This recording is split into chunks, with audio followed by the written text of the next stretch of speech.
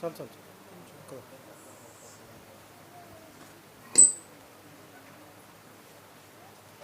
ప్రార్థన చేసుకుందామండి. ప్రియా పరలోకమందున్న మా కన్న తండ్రి, ఇదిగోండి తండ్రి, మరొకసారి నీ వాక్యం చెప్పడానికి నిలబడిన నాకు మంచి జ్ఞానాన్ని ఇవ్వండి తండ్రి.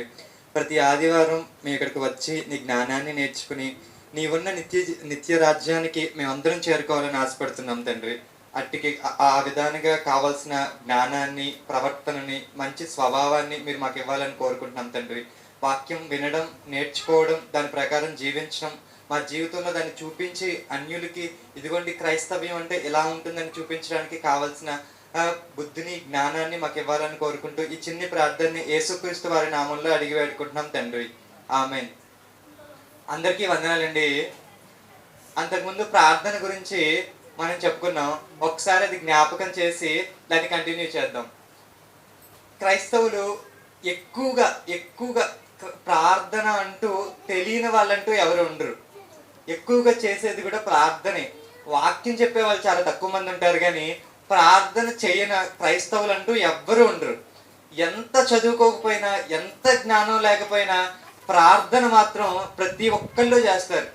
మరి అలాంటి ప్రార్థన అసలు ఏంటి, ప్రార్థన ఎలా చేయాలి, ఎవరికి చేయాలి, ఎప్పుడు చేయాలి, ఏమని చేయాలి, ఆమెనని మనం ఎందుకంటాం, ఇలాంటి విషయాలను మనం ఆలోచించాలని చెప్పుకున్నాం.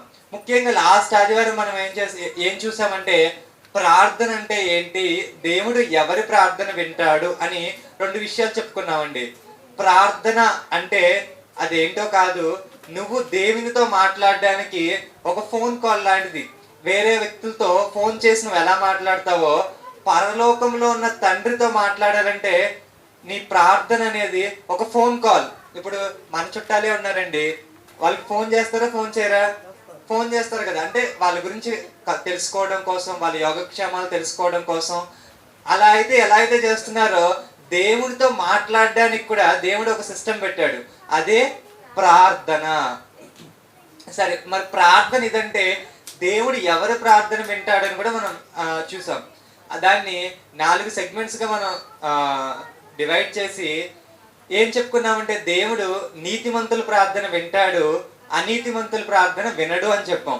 కానీ నీతిమంతుల ప్రార్థన ఆయన చిత్తానుసారంగా ఉన్నప్పుడు మాత్రమే వింటాడు. ఒకవేళ నీతిమంతుడు అయినా కూడా ఆయన చిత్తానుసారంగా ప్రార్థన లేకపోతే వినడు అని చెప్పుకున్నాం. అనీతిమంతుల ప్రార్థన దేవుడు వినడు, కానీ ఒకవేళ తన పాపాన్ని క్షమించమని ప్రార్థన చేస్తే మాత్రం ఆ పశ్చాత్తాప ప్రార్థన దేవుడు వింటాడు అని చెప్పుకున్నాం. ఈరోజు ప్రార్థన మనం ఎలా చేయాలి అంటే, ఎవరికి చేయాలి, ఎవరి నామంలో చేయాలి, ఏమని చేయాలి, ఈ 3 విషయాలు చూసి అసలు భక్తులు ప్రార్థన చేసి ఎలాంటి పనులు చేశారో కూడా కొన్ని ఎగ్జాంపుల్స్ చూద్దామండి. ముందు ముఖ్యంగా ప్రార్థన మనందరికీ తెలుసు. ప్రార్థన ఏ పదంతో స్టార్ట్ చేస్తామండి? పరలోకమందున్న మా తండ్రి అని స్టార్ట్ చేస్తాం. ఎందుకు? పరలోకంలో దేవుడు ఉన్నాడు. ఆ పరలోకంలో అదే ఎందుకని, ఎందుకు పరలోకమందున్న మా తండ్రి అనే ఎందుకు స్టార్ట్ చేయాలి? సరే, మీ యేసుక్రీస్తు నామములో ఈ ప్రార్థన చెల్లిస్తున్నామని చివరిలో చెప్తాం. ఇదెందుకు? మధ్యవర్తి కాబట్టి యేసుక్రీస్తు వారు. దీని అర్థం కావడానికి నేను ఒక ఎగ్జాంపుల్ చెప్తానండి. ఇప్పుడు మీరు ఒక ఉత్తరం రాస్తున్నారు, మీకు ఇష్టమైన వాళ్ళకి ఒక ఉత్తరం రాస్తున్నారు. ఉత్తరం మీద ఎవరికి రాస్తారు? అడ్రస్ ఎవరి పేరు రాస్తారు? వాళ్ళ అడ్రస్ రాస్తారు. ఎవరికి ఇచ్చి పంపిస్తారు? పోస్ట్ మ్యాన్ కి. ఎవరైతే తీసుకెళ్తారో వాళ్ళకి ఇచ్చి పంపిస్తారు. అంటే మీరు దేంతో స్టార్ట్ చేశారంటే, అంటే ఒక ఉత్తరం అనేది ఎక్కడితో స్టార్ట్ అవుతుందంటే ముందు అడ్రస్ తో స్టార్ట్ అవుతుంది. అంతే కదండి? కరెక్ట్ అడ్రస్ రాయాలి. పరలోకమందున్న తండ్రి అని రాస్తేనే వెళ్తుంది. అంతే కదండి? ఎందుకంటే కరెక్ట్ అడ్రస్ నువ్వు ఎవరికి చేస్తున్నావు. ఇప్పుడు నేను ఫర్ ఎగ్జాంపుల్ ఎవరో ఒక కాంతారావు అనే ఒక వ్యక్తికి రాస్తున్నాను అనుకోండి, అక్కడ అడ్రస్ లో ఏమి రాయాలి? కాంతారావు అనే రాయాలి. అంతేగాని ఇంకేదో రాస్తే వెళ్తుందా? వెళ్ళదు. అది ఎలాగైతే వెళ్ళదో, మీరు ఫస్ట్ ప్రార్థనలో ఎక్కడ స్టార్ట్ చేయాలంటే పరలోకమందున్న తండ్రి అని మీరు స్టార్ట్ చేయకపోతే మీ ప్రార్థన వెళ్ళే అవకాశమే లేదు. ఎందుకని? అడ్రస్సే తప్పు అయిపోతుంది కదా. మీరు ఫస్ట్ ఎవరికి ప్రార్థన చేయాలి? దేవునికే ప్రార్థన చేయాలండి. ఎవరికి ప్రార్థన చేయాలంటే దేవునికి ప్రార్థన చేయాలి. సో ఖచ్చితంగా మొదటి పదంగా మనం ఏం వాడాలంటే మొదటి సెంటెన్స్ లో మొదటి పదంగా దేవుణ్ణే పెట్టాలి. ఎందుకంటే మనం దేవునికే ప్రార్థన చేస్తున్నాం. సరే, ఇది బానే ఉంది. మరి చివరిలో యేసుక్రీస్తు నామంలో ఎందుకని? సమాచారాన్ని ఇందాక కృష్ణ అన్నయ్య కూడా ఒక మంచి మాట చెప్పాడు. ఏంటంటే మధ్యవర్తిగా మనకి ఎవరున్నారు? యేసుక్రీస్తు వారే ఉన్నారు. ఇప్పుడు ఈ మెసేజ్ ని తీసుకువెళ్ళాల్సింది ఎవరంటే యేసుక్రీస్తు వారు. మీరు ఏమి చేసినా ఎవరి నామంలో? యేసుక్రీస్తు నామంలో అడిగితే దేవుడు ఇస్తా అన్నాడు. అవునండి. ఇప్పుడు ఫర్ ఎగ్జాంపుల్ చిన్నపిల్లలు ఉన్నారు. చిన్నపిల్లలకు బాగా అర్థం అవడం కోసం ఒక ఎగ్జాంపుల్ చెప్తున్నాను చూడండి.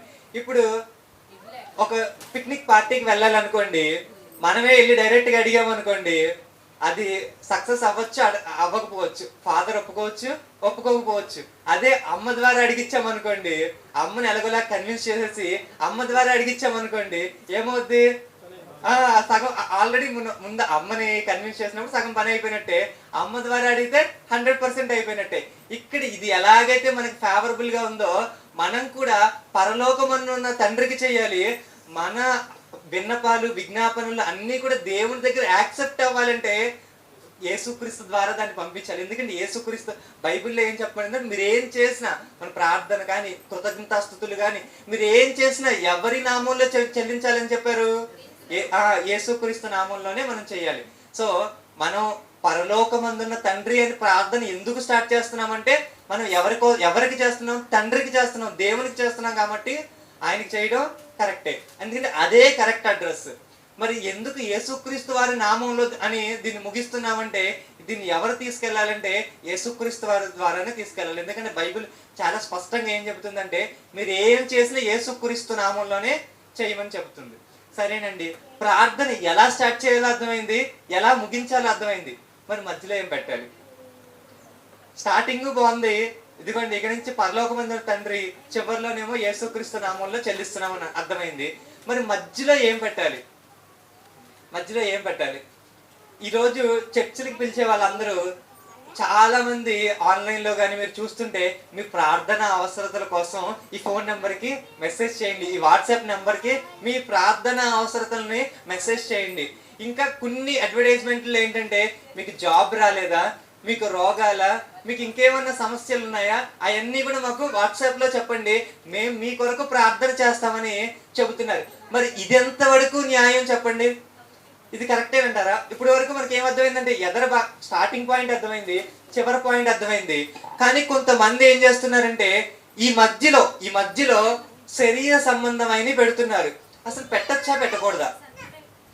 పెట్టచ్చు అంటారా, పెట్టకూడదు అంటారా? ఇప్పుడు మీకే ఒక సమస్య వచ్చిందండి, నిజంగా మీ ఆరోగ్యమే బాగోలేదు, మరి దేవుడికి చెప్పాలా వద్దా? ఇప్పుడు మరి అయితే ఆ ఆన్లైన్లో చెప్తున్న వాళ్ళందరూ కరెక్టేనా? మీకు ఉద్యోగం రాలేదు కదా, మేము ప్రార్థనలో పెడతాము, మీ ప్రార్థన అవసరతలు మాకు చెప్పండి అని అంటున్నారు కదా, అది కూడా కరెక్టేనా? చూద్దాం. ముందుగా దేవుడు ఏం చెప్పాడో ఒక మాటను చూద్దాం. మత్తయి సువార్త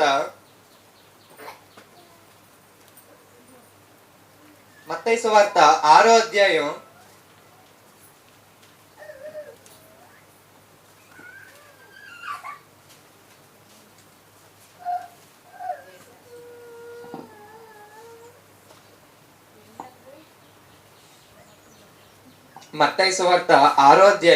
5 నుంచి నేనే చదువుతానండి.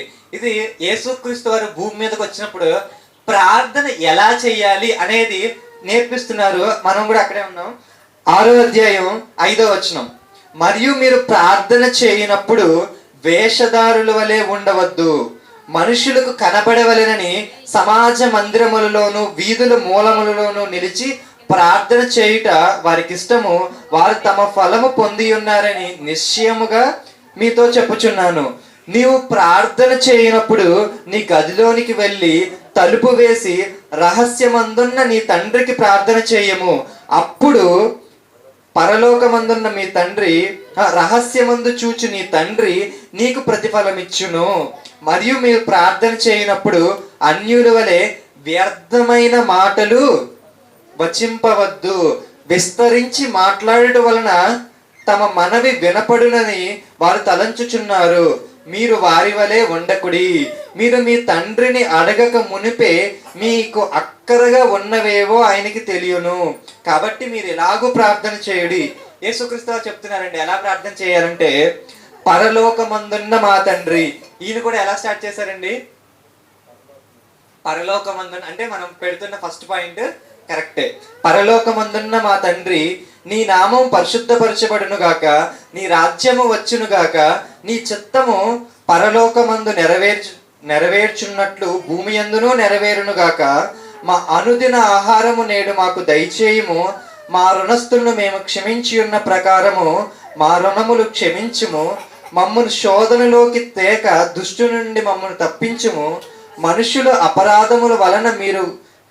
అపరాధములను మీరు క్షమించిన ఎడల మీ పరలోకపు తండ్రి మీ అపరాధములను క్షమించును. మీరు మనుషుల అపరాధములను క్షమింపకపోయిన ఎడల మీ తండ్రియు మీ అపరాధమును క్షమింపడు. ఇక్కడ యేసుక్రీస్తు వారు చాలా విషయాలు చెప్పారండి.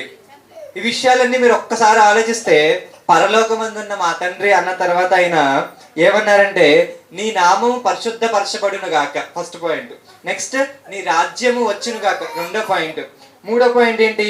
నీ చిత్తము పరలోకమందు నెరవేరినట్లు భూమి మీద కూడా నెరవేరుతుందని చెప్పారండి.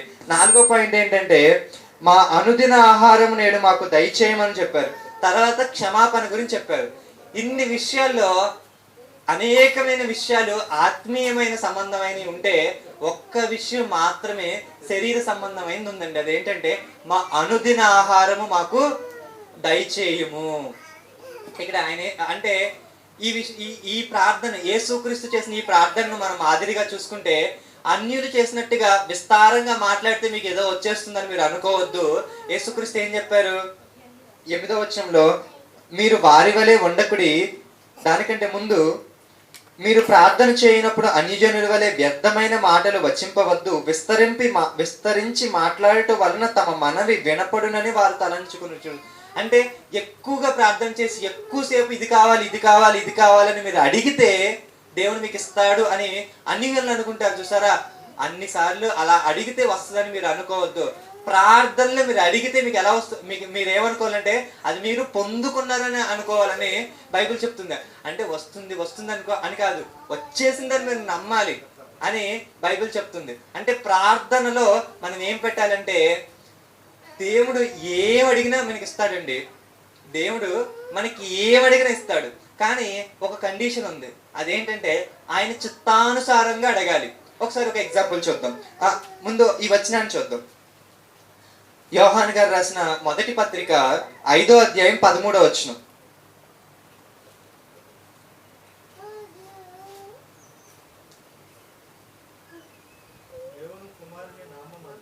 దేవుని కుమారుని నామమందు విశ్వాసముంచు మీరు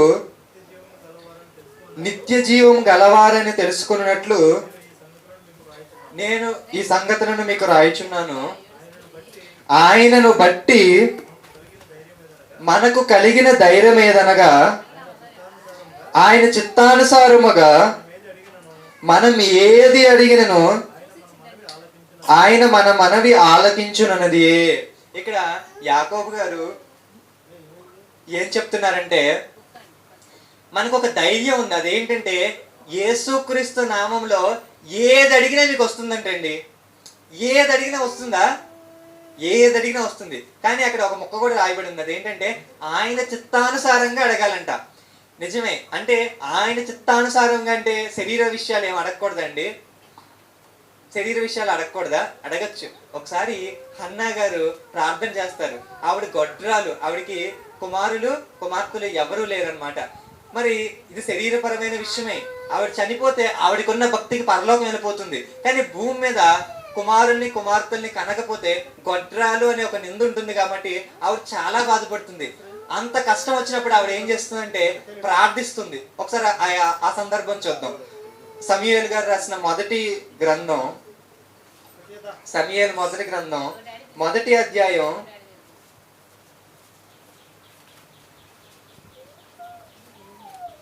9వ వచనం. వారు షిలోహులో అన్నపానములు పుచ్చుకొనిన తర్వాత హన్న లేచి యాజకుడైన ఏలీ మందిర స్తంభము దగ్గరున్న ఆసనము మీద కూర్చుని ఉండగా దుఃఖాక్రాంతురాలై వచ్చి యెహోవా సన్నిధిని ప్రార్థన చేయుచు బహుగా ఏడ్చుచు, సైన్యములకు అధిపతియగు యెహోవా, నీ సేవకురాలైన నాకు కలిగి ఉన్న శ్రమను చూచి నీ సేవకురాలైన నన్ను మరొక జ్ఞాపకము చేసుకుని నీ సేవకురాలైన నాకు మగపిల్లను దయచేసి నీ ఎడల వాని తల మీదకు క్షౌరపు కత్తి ఎన్నటికి రానియక వాడు బ్రతుకు దినములన్నిటను నేను వానిని యెహోవాకు నీకు అప్పగింతునని మొక్కుబడి చేసుకొనెను.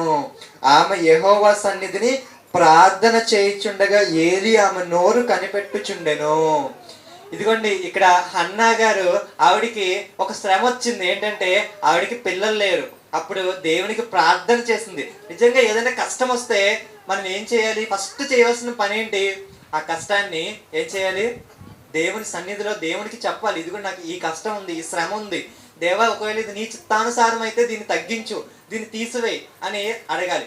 ఇక్కడ హన్నా కూడా అదే చేస్తుంది. ఇది శరీర అవసరమే, కానీ తను ఎంత మంచిగా తన మనసులో ఉన్న భావాన్ని చెప్పిందంటే, ఇదిగో కుమారుని కానీ మగపిల్లవాడిని కానీ నువ్వు నాకు దయచేస్తే ఇదిగో నీ సన్నిధికే నేను ఇస్తాను అని చెబితే సమూయేలు గారు ఎలా అవుతారంటే ఒక న్యాయాధిపతిగా అవుతారు. అసలు ఇజ్రాయెల్లో సమూయేలు గారు అంటే ఒక దీర్ఘదర్శి. ఆయనకున్న మంచి పేరు వాళ్ళ కుమారులకి లేదు, కానీ ఆయనకి మాత్రం చాలా మంచి పేరు ఉంది. సమూయేలు గారంటే ఎవరన్నా ఇజ్రాయెల్లో అప్పుడు బ్రతుకున్న వాళ్ళలో ఒక గౌరవం, ఒక దీర్ఘదర్శి, ఒక న్యాయాధిపతి. సౌలుకి పట్టాభిషేకం చేసిన వ్యక్తి, దావీదు గారికి కూడా చేసిన వ్యక్తి. అంత గొప్ప వ్యక్తి దేవుడు అనుగ్రహించారు. ఎవరికి? హన్నాకి. ఎందుకంటే ఆవిడ ప్రార్థన చేసింది. శరీర అవసరమే, కానీ ఆత్మీయానుసారంగా అడిగింది కాబట్టి, అది ఆయన చిత్తానుసారంగా ఉంది కాబట్టి దేవుడు అనుగ్రహించాడు. ఈరోజు మనకు కూడా దేవుడు ఏం చెప్పాడంటే, ఏదైనా అడగండి నేను ఇస్తాను అని చెప్పాడు. కానీ నువ్వు అడుగుతుంది ఏంటి? ఒకవేళ నీ ఆహారం కోసమే నువ్వు అడుగుతున్నావా? అయితే బైబిల్ మనకు ఒక వార్నింగ్ ఇస్తుంది. ఇందాక కూడా మనం కృష్ణ అనే పాఠంలో ఏం చూసామంటే, ధనవంతుడు కూడా ఏం చేశాడంటే డబ్బు కోసమే ఆశపడ్డాడు. ఏం తిందాము, ఏం త్రాగుదామని అని అనుకున్నాడు. ఒకవేళ మీరు కూడా అదే అడుగుతున్నారు అనుకోండి, అప్పుడు ధనవంతుడికి మనకి ఏం తేడా లేదు. ఏమి తిందుమో, ఏం తాగుదామో అనే ఒకవేళ మీ ప్రార్థన కూడా ఉంటే ఆ ప్రార్థనకి దేవుడు జవాబు ఇవ్వడు. ఎందుకంటే ఆయన చిత్తానుసారంగా లేదు. ఒకవేళ మీరు ఇదిగోండి తండ్రి మా కుటుంబాన్ని అంతా కూడా దేవుణ్ణి నడిపించండి అని మీరు ప్రార్థన చేశారనుకోండి, అది ఎలా ఉంది? చిత్తానుసారంగా ఉంది. ఇదిగోండి ఇతడు మంచి ప్రవర్తన కోసం, జ్ఞానం కోసం, కుటుంబాన్ని దేవుణ్ణి నడపడం కోసం దేవుడు ఇతను ఏం చేస్తున్నాడంటే ప్రార్థన చేస్తున్నాడు. కాబట్టి ఈ ప్రార్థనకి దేవుడు ఏం చేస్తాడంటే ఖచ్చితంగా జవాబిస్తాడు. ఇప్పుడు చరిత్రలో కొంతమంది ప్రార్థనను నమ్ముకుని వాళ్ళకి కలిగిన మేలులు ఏంటో చూద్దాం. మొదటిగా ఎవరిని చూద్దామంటే హిజ్కియా గారిని చూద్దాం. హిజ్కియా గారు ఏం చేశారండి? ప్రార్థన చేశారు. ప్రార్థన చేసి ఏం చేశారు? ఆయనకి 15 సంవత్సరాల ఆయుష్ని పెంచుకున్నారు. నిజంగా ప్రార్థనకి ఇంత శక్తి ఉందా? చాలా మంది అనుకోవచ్చు కళ్ళు మూసుకుని 2 మాటలు మాట్లాడితే దేవుడు వినేస్తాడా అని అనుకోవచ్చు. కొర్నేలి గారు చేసిన ప్రార్థన ఎక్కడికి వెళ్ళిందని బైబిల్లో రాయబడిందంటే పరలోకానికి వెళ్ళిందంట. పరలోకం ఎక్కడ, భూమి మీద ఎక్కడ? కీర్తన చదువుతున్నప్పుడు ఒక విషయాన్ని భక్తుడు జ్ఞాపకం చేస్తూ, ఇదిగో మనం భూమి మీద ఉన్నాం, దేవుడు పరలోకంలో ఉన్నాడు, నువ్వు మనిషిని జ్ఞాపకం చేసుకోవడానికి వీడు ఏ పాటి వాడని దావీదు గారు చెప్తారండి. అంటే మనకి ఆయనకి ఉన్న డిఫరెన్స్ ఏంటంటే ఆయన పరలోకంలో ఉన్నాడు, ఆయనకి అసాధ్యమైందంటూ ఏది లేదు. మనం భూమి మీద ఉన్నాం, మన వల్ల ఏది కాదు. ఇప్పుడు కళ్ళు మూసుకుని ఇదిగో చంద్రుడి మీదకి వెళ్ళాలని నువ్వు అనుకుంటే వెళ్ళగలవా? వెళ్ళలేవు. నీకు చాలా లిమిటేషన్స్ ఉన్నాయి. దేవుడు ఆ చంద్రుడినే చేయగలడు, లేకపోతే ఆ చంద్రుడినే తీసివేయగలడు. దేవుడికి అంత శక్తి ఉంది. అందుకని ఆయన పరలోకమందు ఉన్నాడు, నువ్వు భూమి మీద ఉన్నావు. ఇప్పుడు నీ ప్రార్థన, నీ మాట, నీ విన్నపం దేవుడున్న పరలోకానికి వెళ్ళాలంటే ఒక మంచి సాధనమే ప్రార్థన. అలాంటి ప్రార్థనని నమ్ముకుని హిజ్కియా గారు ఏం చేశారంటే 15 సంవత్సరాలు ఆయుష్ పెంచుకున్నారు. ఈరోజు చాలా మంది చనిపోతున్న వాళ్ళు అలాగే ఉంటారు కదండి. మాకు ఆయుష్ కావాలి, ఆయుష్ కావాలి, ఆయుష్ కావాలని అడుగుతారా? దేవుణ్ణి అడగరా? మరి హాస్పిటల్లో చాలా మంది చనిపోతున్నారుగా. అంటే అది ఎలా లేదంటే ఆయన చిత్తానుసారంగా లేదు. హిజ్కియా గారు ప్రార్థన చేసినప్పుడు ఏం చెప్పారంటే, నేను ఎంత నీతిగా నీ మందిరంలో ప్రవర్తించానో, ఇదిగో ఇజ్రాయెల్ రాజుగా నేను ఎంత మంచిగా ఉన్నానో నీకు తెలుసు కదా, ఒక్కసారి జ్ఞాపకం చేసుకో, నా నీతిని నా భక్తిని ఒకసారి జ్ఞాపకం చేసుకో అని ఆయన ప్రార్థన చేస్తాడు కదండి. ఇప్పుడు ఆయన చిత్తానుసారంగానే ఉందా? మంచి ప్రవర్తన కలిగి ఉంది కాబట్టి అది యాక్సెప్ట్ చేయబడింది. అలాగే ఇంకొకటి చూద్దాం. ఏలియా గారు ప్రార్థన చేయగా 3.5 సంవత్సరాలు ఏమైంది? వర్షం కొరవకని అడిగింది. ఒక్కసారి సమ్మర్ తర్వాత మనకి రైనీ సీజన్ రాకపోతే పంటలు చేసుకునే వాళ్ళకి ఎంత ఇబ్బంది అండి. అసలు మొత్తం అంతా ఈకో సిస్టమ్ మొత్తం కకావికలం అయిపోతుంది, అంటే చాలా డిస్టర్బ్ అయిపోతుంది. సో మరి అలాంటిది 3.5 సంవత్సరాలు ఆపింది ఏంటండి? ఏలియా గారి ప్రార్థన. మరి ఇంత శక్తి ఉందా అంటే నిజంగానే 3.5 సంవత్సరాలు ఇప్పుడు మనం ప్రార్థన చేస్తే ఆపుతాడండి దేవుడు?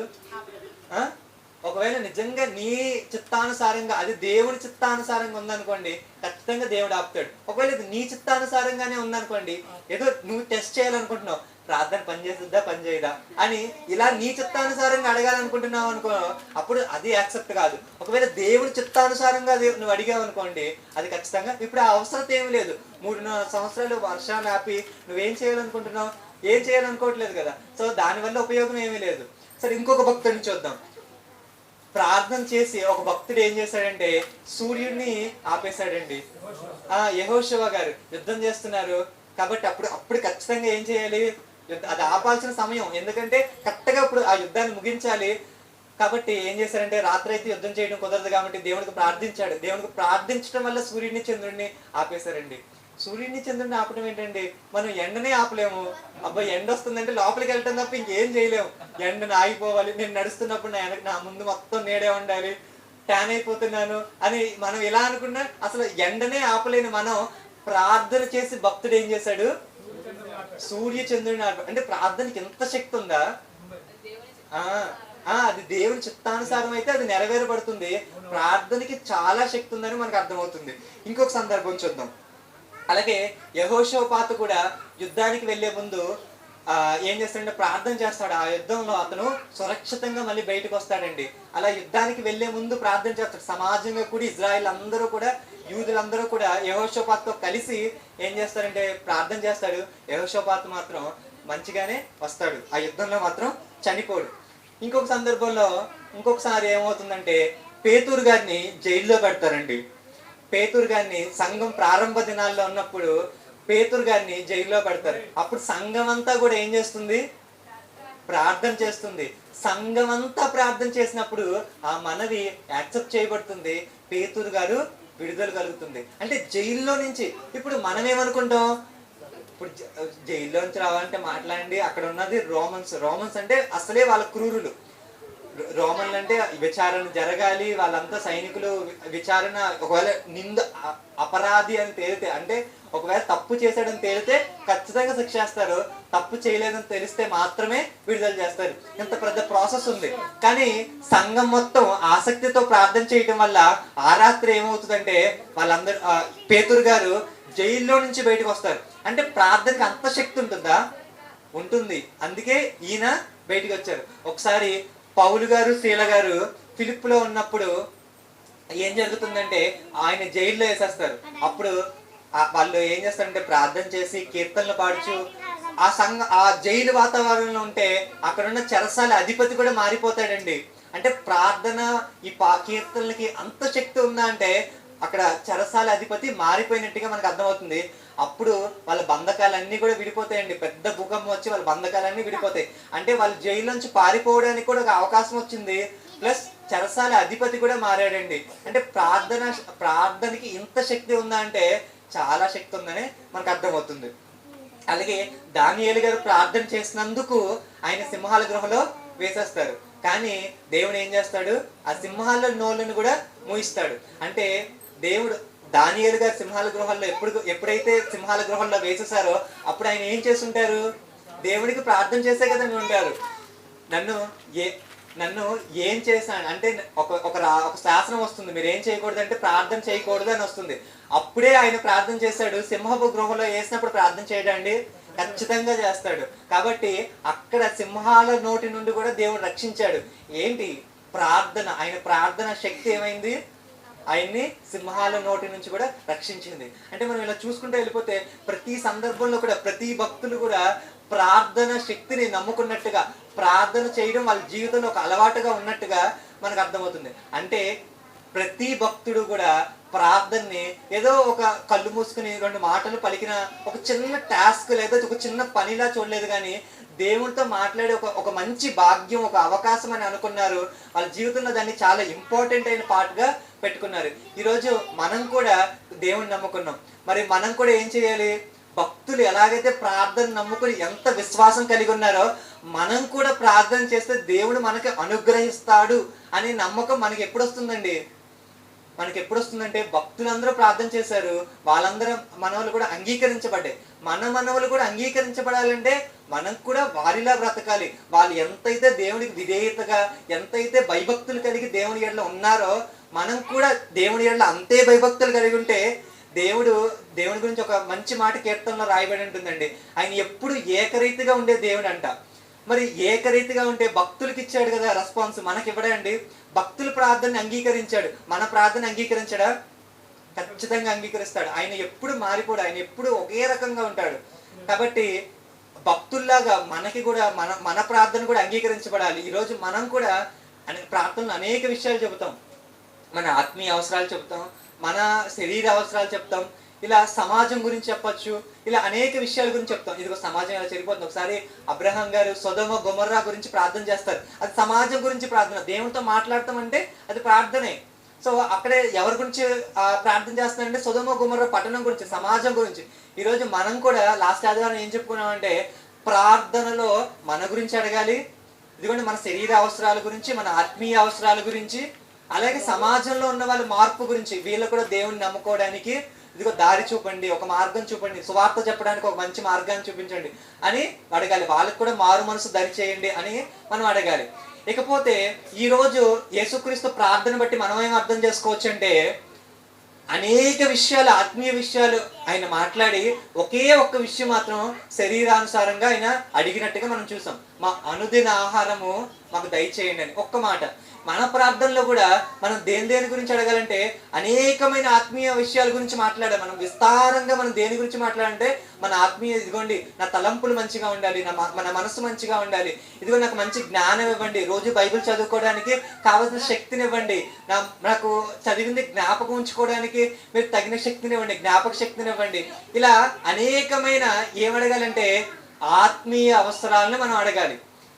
ఇకపోతే మన శరీర అవసరాలను అడగకూడదా అంటే మనం అడగచ్చు. ఇక్కడ యేసుక్రీస్తు వారు కూడా అనేకమైన ఆత్మీయ అవసరాల్లో ఒక శరీర అవసరాన్ని పెట్టాడు. అది కొద్దిగా ఉండాలి. ఒకవేళ ఏదైనా నిజమైన కష్టం వచ్చింది అనుకోండి, అది దేవునికే చెప్పాలి. ఇంకెవరికి చెప్తాం మనం? ఆయన మాత్రమే తీర్చగల సమర్థుడు కాబట్టి ఆయన దగ్గర చెప్పడంలో తప్పులేదు, కానీ అదే ఇంపార్టెంట్గా మనం అడగకూడదు. అలాగే ఇక్కడ ఇంకొక విషయం కూడా ఉందండి. దేవుడు ప్రార్థన ఆలకించాడు. ఇన్ని మంచి ఎగ్జాంపుల్స్ చెప్పిన తర్వాత ఇంకా అన్ని ప్రార్థనలు ఆలకించేస్తాడని మనం అనుకోకూడదు. ఎందుకంటే బైబిల్లో కొందరు ప్రార్థనలు దేవుడు యాక్సెప్ట్ చేయలేదండి. మనం అంతకుముందు చెప్పుకున్నప్పుడు ఏం చేసామంటే ఇజ్రాయిల్ యుద్ధానికి వెళ్ళొద్దు అంటే ఆ ముందున్న ప్రాంతాన్ని చూసి అమోరీలు చాలా గొప్ప వాళ్ళు, వాళ్ళతో మనం యుద్ధం చేయలేమని వాళ్ళు అనుకున్నప్పుడు దేవుడు మీద వాళ్ళ విశ్వాసం ఉంచలేదు, కానీ వాళ్ళు చూసి భయపడ్డారు. అప్పుడు దేవుడు ఏం చెప్తారంటే యుద్ధానికి వెళ్ళొద్దంటారు. కానీ వీళ్ళు యుద్ధానికి వెళ్తారు. వెళ్ళొచ్చిన తర్వాత అక్కడ వాళ్ళ గురించి చెప్పబడిన మాట ఏంటంటే నేను వెళ్ళొద్దని చెప్పాను, మీరు వెళ్ళారు, దేవుడు వినలేదని ఉంటుందండి. ఒకసారి ద్వితీయోపదేశకాండం నుంచి చూద్దాం. 1వ అధ్యాయం చివరి వచనాల్లో ఉంటుందండి.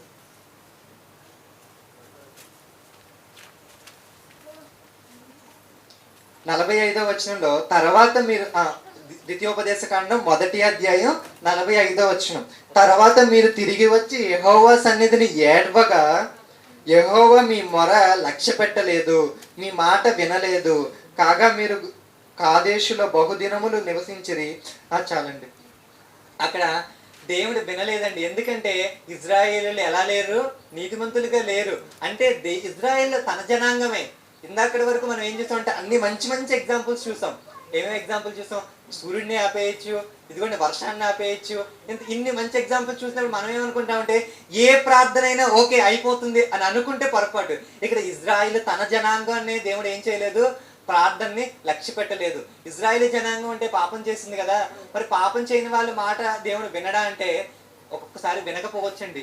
ప్రార్థన వినకపోవడానికి కొన్ని కారణాలు ఉండొచ్చు. ఇప్పుడు ఈ సందర్భంలో పాపం, వీళ్ళు చేసిన పాపం వల్ల ఇజ్రాయేల్ని వినలేదు. దావీదు గారు కూడా తన కుమారుణ్ణి రక్షించమని దేవుణ్ణి ఉపవాస ప్రార్థన చేస్తాడండి, కానీ దేవుడు ఒప్పుకోడు. ఎందుకంటే అది పాపం వల్ల దేవుడిచ్చిన శిక్ష కాబట్టి దేవుడు ఒప్పుకోడు. సో అంటే ప్రార్థనకి నో అనే ఆన్సర్ కూడా దేవుని దగ్గర నుంచి రావచ్చు. కొన్నిసార్లు నో అని కాదు కానీ వెయిట్ అనే ఆన్సర్ కూడా రావచ్చు, అంటే కొంచెం వేచి ఉండాలి అని. యోబు గ్రంథం చదువుతున్నప్పుడు ఆయన ప్రార్థనలో అడుగుతాడు, దేవుడు నాకు ఎందుకు ఇలా అవుతుంది, నాకు ఎందుకు ఇలా అవుతుంది, ఇదిగోండి నాకు న్యాయమైన త్రాసులో నన్ను తూచు అని యోబు గారు తన ప్రసంగాలు, తన మాటల్లో ఆ మాటలు వస్తూ ఉంటాయి, కానీ దేవుడు ఇంకా వెయిట్ చేపిస్తాడు యోబు గారిని. ఆయన మొత్తం అంతా పరీక్ష అంతా అయిన తర్వాత దేవుడు తనకి రెండింతల ఆశీర్వాదాన్ని ఇస్తాడు. అంటే ప్రార్థనకి సమాధానం రాలేదంటే వస్తుంది, కొంచెం వెయిట్ చేయాలి.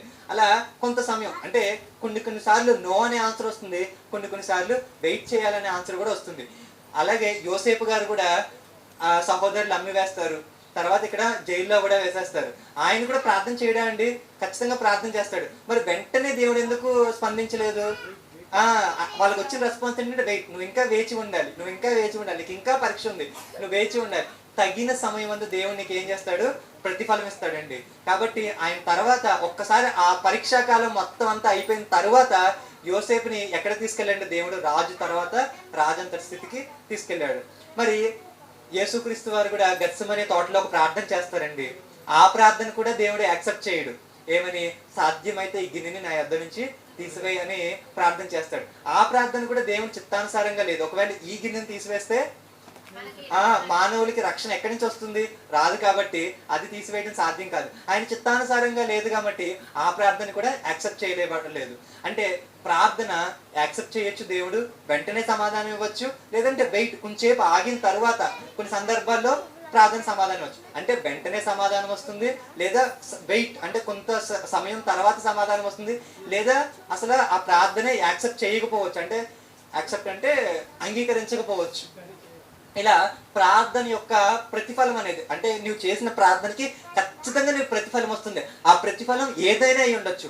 అయితే ఎస్ అయినా అయి ఉండొచ్చు, అంటే అవును అయినా దేవుని దగ్గర నుంచి రావచ్చు, లేదా కాదు అయినా రావచ్చు, లేదా కొన్నిసార్లు కొంత సమయం ఆగాలని కూడా రావచ్చు. ఇది 3 సమాధానంలో ఏదైనా సమాధానం ఖచ్చితంగా మనకు వస్తుంది. ఎప్పుడంటే మనం నీతిగా ఉన్నప్పుడు మాత్రమే. కొన్ని రిఫరెన్సెస్ చూద్దామండి. కీర్తనల గ్రంథం 66వ అధ్యాయం 18వ వచనం. కీర్తనల గ్రంథం 66వ అధ్యాయం 18వ వచనం. వారి హృదయములలో, నా హృదయములో నేను పాపమును లక్ష్యము చేసిన ఎడల ప్రభు నా మనవి వినకపోను. ఇక్కడ మనవి అంటే మనం ప్రార్థన అనుకోవచ్చు. నా మనవి ఎప్పుడు వినడంటే, నేను ఎప్పుడన్నా పాపాన్ని నా హృదయంలో ఉంచుకుంటే దేవుడు ఏం చేయడంట? వినకపోవచ్చు. సరే, పాపం లేదు కానీ నేను దురుద్దేశంతో అడుగుతున్నాను, దేవుడు ఇస్తాడే ఇవిడ? ఒక రిఫరెన్స్ చూద్దాం. యాకోబు పత్రిక 4వ అధ్యాయం 3వ వచనం. మీరు అడిగినను మీ భోగముల నిమిత్తము వినియోగించుటకై దురుద్దేశముతో అడుగుదురు గనుక మీకేమీ దొరకట్లేదు. మీరు ఎలా అడుగుతారంటే, మీరు మీ భోగాల కోసం అడుగుతారు అని, మీ దురుద్దేశం వలన మీకు అది ప్రతిఫలం రాదు. అంటే ఎలాంటి అడగాలంటే, మీకు అంటే నీకు తినడానికి ఆహారం ఉంది, ఇంకా ఎక్కువ కావాలని నువ్వు అడగకూడదు, అది భోగం అవుతుంది. ఇప్పుడు మీకు ఇంట్లో ఆహారం లేదండి, తినటానికి అన్నమైన దేవుడు కావాలి అని దేవుడికి ప్రార్థన చేయడం తప్పు కాదు. మా అనుదిన ఆహారం మాకు దయచేయండి తండ్రి అని అడగడం తప్పు కాదు. దానికి మించి నాకు మంచి భోగం ఉన్న 5 స్టార్ రెస్టారెంట్లో ఉన్న ఫుడ్డే రోజు నాకు కావాలి అని నువ్వు ఎప్పుడైతే ఒక సుఖానుభవానికి, లేకపోతే అలాంటి నీకు అవసరమైన దానికంటే ఎక్కువ అడుగుతున్నావు అనుకోండి, బ్రతకడానికి బట్టలు కావాలి, తిండి కావాలి, కొన్ని అవసరాలు కావాలి, నిత్యావసరాలు కావాలి, ఇవి కాకుండా నువ్వు ఇంకా ఎక్కువ లగ్జరీగా బ్రతకడానికి వాళ్ళు అడుగుతున్నావు అనుకోండి, మామూలుగా ఎండాకాలంలో ఫ్యాన్ పెట్టుకోవాలనుకుంటున్నారు, అదేం తప్పేం కాదు. చల్లగా ఉండడం కోసం. కానీ దానికి మించి నువ్వేమనుకుంటున్నావు, లగ్జరీగా ఉండాలి. పోనీ ఒకవేళ ఏసీ ఉందండి, ఏసీ ఒకవేళ మన స్తోమతకు ఉందనుకోండి పెట్టుకోవచ్చు, లేదనుకోండి అది ఒకవేళ నీకు లగ్జరీయా, అది నీకు అవసరమా అనేది నువ్వు చూసుకుని ఒకవేళ నీకు లగ్జరీ అయిందనుకోండి, అప్పుడు ఏం చేయాలి, దేవుడు దాన్ని ఇవ్వకపోవచ్చు, ఆ ప్రార్థన దేవుడు అంగీకరించకపోవచ్చు. ఒకవేళ నీ దగ్గర నిజంగా ఉంటే కొనుక్కోవచ్చు. కానీ ఒకవేళ నీకు లేదు, కానీ ఇప్పుడు నీ దగ్గర అంత డబ్బులు కూడా లేవు, దేవా నాకు ఏదో ఒక లోన్ ఇవ్వు, ఇదిగో ఏసీ కొనుక్కోవడానికి నువ్వు నాకు అనుగ్రహించు, ఈ ప్రార్థన సఫలం అవ్వాలి అని అలా మన సుఖభోగాల కోసం మనం ప్రార్థనలో కట్టకూడదు. ఒకవేళ నీకు ఉంటే కొనుక్కోవచ్చు, తప్పేమీ లేదు. కానీ ఒకవేళ నువ్వు లేదనుకోండి, దాన్ని కూడా నువ్వు ప్రార్థనలోకి తీసుకొచ్చి పెట్టావు అనుకోండి, దేనికి తక్కువ ఇంపార్టెన్స్ వెళ్తుందంటే నీ ఆత్మీయ అవసరాలకి తక్కువ ఇంపార్టెన్స్ వెళ్తుంది, నీ శరీర అవసరాలకి ఎక్కువ ఇంపార్టెన్స్ వెళ్తుంది. సరే అండి, ప్రార్థన చేసుకుందాం. ఇంకా మన ప్రార్థనలో కొన్ని విషయాలు చూడాలి. అదేంటంటే ప్రార్థన వలన మనకు కలిగే లాభాలు ఏంటి, ఇక్కడ మనకు కొన్ని అర్థమైంది. కానీ ఇంకా మనకి ప్రార్థన వల్లనే బైబిల్లో డైరెక్ట్గా ఈ లాభం వస్తుందని కొన్ని చోట్ల రాయబడి ఉంది. సో అవి చూద్దాం. తర్వాత ఆమేన్ అంటే ఏంటో కూడా మనం చూద్దాం. ఇంకా కొంతమంది ఉపవాస ప్రార్థన చేస్తారు, కొంతమంది ఇంకా కన్నీటి ప్రార్థన చేస్తారు. అనేకమైన ప్రార్థనలు మనకి బైబిల్లో ఉన్నాయి. అవి కూడా మనం చూద్దాం, వచ్చే ఆదివారం చూద్దాం. ప్రార్థన చేసుకుందామండి. ప్రియా పరలోకమందున్న మా కన్న తండ్రి, ఇదిగోండి తండ్రి, ప్రార్థన గురించి మేము చూస్తున్నాం తండ్రి. ప్రార్థన అంటే ఏదో కళ్ళు మూసుకుని మాట్లాడే 2 పదాలు 2 మాటలు కాదు, కానీ అది పరలోకమందున్న నీతో మాట్లాడడానికే నువ్వు ఇచ్చిన ఒక మహాభాగ్యం అని మాకు అర్థమైంది తండ్రి. ఇదిగోండి తండ్రి, ప్రార్థన దేవుని నామంలో చేయాలని, యేసుక్రీస్తు వారి నామంలో అడగాలని మాకు అర్థమైంది తండ్రి. ఇదిగోండి తండ్రి, అలా దేవునికి ప్రార్థన చేస్తూ యేసుక్రీస్తు వారి అడుగుతున్న ఈ మధ్యలో మేము ఏం అడగాలి అనే దాన్ని మేము చూసాం తండ్రి. ఇదిగోండి తండ్రి, మీరు ఏం అడిగినా మాకు ఇస్తా అన్నారు. ఇదిగోండి, అదే మాకు కలిగిన ధైర్యం తండ్రి అని కూడా మీరు మాకు చెప్పారు. కానీ అది మీ చిత్తానుసారంగా ఉండాలి. మేము ఏది అడిగినా, మా శరీర అవసరమైన, మా ఆత్మీయ అవసరమైన, సమాజం గురించి అయినా ఏదైనా మేము అడిగితే అది చిత్తానుసారంగా, మీ చిత్తానుసారంగా ఉండేటట్టుగా మేము చూసుకోవాల్సిందిగా మాకు అర్థమైంది తండ్రి. అలాగే కొంతమంది భక్తులు ప్రార్థన మీద ఎలా డిపెండ్ అయ్యి ఉన్నారో మేము చూసాం తండ్రి. ప్రార్థన నమ్ముకుని ఏలియా గారు 3.5 సంవత్సరాలు వర్షాన్ని ఆపితే యెహోషువ గారు యుద్ధంలో సూర్యచంద్రుని ఆపారు తండ్రి. అలాగే యెహోషాపాతు యుద్ధంలో చనిపోకుండా బయటకు వచ్చాడు తండ్రి. అలాగే దానియేలు గారు సింహపు నోళ్ళ నుంచి బయటకు వచ్చాడు. అలాగే పేతురు గారు జైలు నుంచి బయటకు వచ్చారు. అలాగే పౌలు గారు, శీల గారు ఇదిగోండి తండ్రి చెరసాల అధిపతిని మార్చడానికి ప్రార్థన ఉపయోగపడింది తండ్రి. అలాగే హిజ్కియా గారు 15 సంవత్సరాలు ఆయుష్ పెంచుకున్నారు. అలాగే హన్నా గారు కుమారుణ్ణి సంపాదించుకున్నారు. ఇలా ప్రార్థన గురించి మేము చూస్తున్నప్పుడు అనేకమైన లాభాలు భక్తులు పొందుకున్నారు తండ్రి. అవన్నీ వారి ఆత్మీయ స్థితిని బట్టి, వారికి ఉన్న నీతి ప్రవక్తను బట్టి మీరు వాళ్ళకి అనుగ్రహించారు తండ్రి. ఈరోజు మేము కూడా మీ సన్నిధిలో అనేకమైన విషయాలను మా ప్రార్థనలో పెడుతున్నాం తండ్రి. అవన్నీ సఫలం అవ్వాలంటే వారిలాగా భక్తిగా, నీతిగా, న్యాయంగా, ఏ పాపము చేయకుండా ఉంటే మాకు కూడా అనుగ్రహిస్తారని మీకు అర్థమైంది తండ్రి. కానీ కొన్ని సందర్భాల్లో ప్రార్థనకి సమాధానం ప్రతిసారి అవుననే కాదు, కానీ అది ఒకవేళ మీ చిత్తానుసారంగా లేకపోతే నో అనే ఆన్సర్ కూడా మాకు వస్తుందని మాకు అర్థమైంది తండ్రి. అది కాకుండా కొన్నిసార్లు ఆలస్యం అవుతుంది కూడా తండ్రి. ఇదిగోండి తండ్రి, ఆలస్యం అవుతే అది మీరు చేయడానికి మీకు టైం పడుతుందని కాదు, కానీ అప్పటి వరకు మమ్మల్ని మీరు పరీక్షిస్తున్నారని, అప్పటి వరకు మాకు పరీక్ష ఉందని మాకు అర్థం అవ్వాలి తండ్రి. అదే యోబు గారి సందర్భంలోను, యోసేపు గారి సందర్భంలోనూ మేము అర్థం చేసుకున్నాం తండ్రి. వారి ఆశీర్వాదం, వారి ప్రార్థన, మనవి అంగీకరించడానికి టైం పట్టింది మీరు చేయలేక కాదు, కానీ మీకు టైం పట్టిందని కాదు, కానీ అప్పటి వరకు అలా వాళ్ళు ఉండాలి, అదే మీ చిత్తం అని మాకు అర్థమైంది తండ్రి. అట్లాగే ఈ రోజు కూడా మేము అనేకమైన విషయాలు మా ప్రార్థనలో అడుగుతున్నాం తండ్రి. అవన్నీ వారి ఎవరైతే ఇక్కడ ఉన్న వాళ్ళు, నేను ఏవైతే మా ప్రార్థనలో మేము అడుగుతున్నామో దాని అన్నింటికి సమాధానం దయచేయండి తండ్రి. ఈ సమాధానం కానీ మేము పొందుకోవడానికి ఒకే ఒక్క నియమం ఏంటంటే, ఎల్లప్పుడూ మేము నీతిని, నీ రాజ్యాన్ని వెతికే వారంగా ఉంటే, మొదటిగా నీ రీతిని, నీ రాజ్యాన్ని వెతికే వారంగా, అంటే రాజ్యం అంటే నీ సంఘాన్ని, అంటే ముందుగా మేము ఏ పాపం లేకుండా క్రీస్తులో భయభక్తులు కలిగి ఉంటే మా ప్రార్థనకు కూడా మాకు సమాధానం వస్తుంది తండ్రి. అలా మేమందరం సమాధానం పొందుకోవడానికి కావలసిన భయభక్తుల్ని, కావలసిన జ్ఞానాన్ని, పాపంలో పడిపోకుండా ఉండడానికి శక్తిని ఇవ్వాలని కోరుకుంటూ ఈ చిన్ని ప్రార్థనని యేసుక్రీస్తు వారి నామంలో అడిగి వేడుకుంటున్నాం తండ్రి. ఆమేన్.